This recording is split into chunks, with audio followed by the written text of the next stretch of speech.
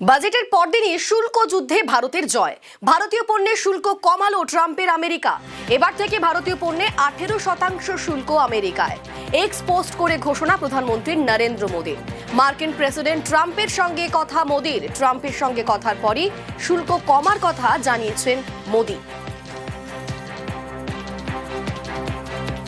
দ্বিপাক্ষিক বাণিজ্য চুক্তির ঘোষণা ট্রাম্পেরও। ভারতীয় পণ্যের শুল্ক 25% থেকে কমিয়ে 18%। পোস্টে ঘোষণা মার্কিন প্রেসিডেন্টের। আমাদের সঙ্গে রয়েছেন প্রতিনিধি সান্নিক। এই ট্রাম্পের ট্যারিফ নীতি নিয়ে যে গোটা বিশ্বের মধ্যে যে প্রশ্নচিহ্ন উঠে গিয়েছিল যে তাহলে গোটা বিশ্বে আন্তর্জাতিক সমীকরণটা ঠিক কি রকম হবে।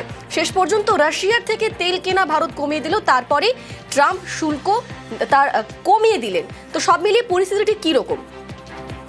দেখো, এর আগেই আমরা দেখেছি 27শে জানুয়ারি ভারতের সঙ্গে ইউরোপিয়ান ইউনিয়নের যে mother of all trade deals হিসেবে যে ডিল সাইন হয়েছে, তারপর থেকেই আন্তর্জাতিক মহলে অন্তত বাণিজ্য ক্ষেত্রে ট্রাম্পের ওপর যে চাপ বেড়েছিল সেইটা কিন্তু একেবারে স্পষ্ট। আর তাতেই বাজেটের ঠিক পরের দিন একেবারে স্পষ্টতই আমেরিকা এবং ভারত দু তরফ থেকেই জানানো হলো যে আমেরিকার তরফে যে শুল্ক চাপানো হয়েছিল অতিরিক্তভাবে ভারতের ওপর, যা প্রায় 25% গিয়ে দাঁড়িয়েছিল, সেইটা কমিয়ে 18% করা হলো।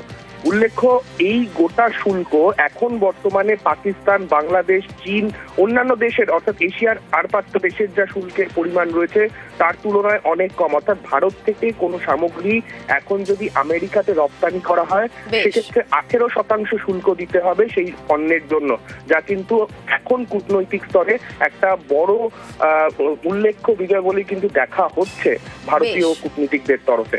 ধন্যবাদ সান্নিক। এই মুহূর্তে আমাদের সঙ্গে রয়েছেন আন্তর্জাতিক সম্পর্ক বিশেষজ্ঞ রাজাগোপাল ধর চক্রবর্তী। আপনাকে নিউজ 18 বাংলায় স্বাগত।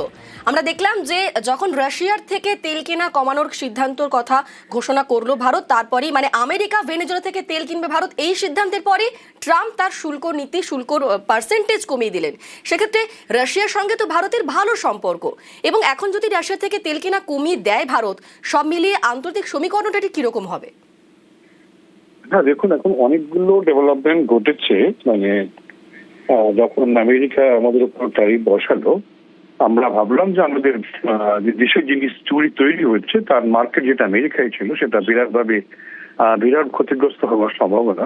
তা আমরা বিকল্প মার্কেটের সন্ধানে যখন গেছি, সেখানে রাশিয়ার প্রেসিডেন্ট এসেছিলেন, হ্যাঁ, তার সঙ্গে আমাদের চুক্তি হয়েছে। তারা বিশেষ কিছু আমাদের জিনিস কেনার নেই, কিন্তু আমরা সেখান থেকে তেল ইত্যাদি নিচ্ছিলাম এবং তারা সেটা জানিয়েছে অসুবিধা কিছু নেই। নিষেধাজ্ঞাটা ভারত কিভাবে কন্ট্রোল করবে সেটা ভারতের ব্যাপার। এখন ইউরোপের ইউনিয়নের সঙ্গে আমাদের যে ম্যাসিভ যেটা খসড়া চুক্তি হয়েছে, তাতে দেখা যাচ্ছে যে ইউরোপে আমরা বিশাল বাণিজ্য করতে পারবো। এই ইউরোপিয়ান ইউনিয়নের সঙ্গে এই যে চুক্তিটা যেটা ভারতের হয়েছে, একটা পরিমাণা যেটা তৈরি হয়েছে, তাতে আমার ধারণা যে আমেরিকা মনে করছে ভারত যদি তার বিকল্প পেয়ে গেছে। কারণ এই জায়গায় দাঁড়িয়ে তো একেবারে ভারতকে বন্ধু হিসেবে কেন দক্ষিণ পূর্ব এশিয়ায় যদি চীনকে কন্ট্রোল করতে হয়, তাহলে ভারতের প্রয়োজন আছে। ভারতের সঙ্গে চীনের যে একটা ইগো কনফ্লিক্ট আছে সেটা খুব একটা মেটার জায়গায় নেই। এই জায়গায় দাঁড়িয়ে ভারতকে একেবারে বন্ধু হিসেবে ফেলে দেওয়া এবং পাকিস্তান যে খুব একটা কাজের সেটা তো নয়, সেটা আমেরিকা অতীতেও দেখেছে, কিন্তু তার জিওপলিটিক্যাল যে অবস্থান আছে সেটাকে ব্যবহার করতে চায়।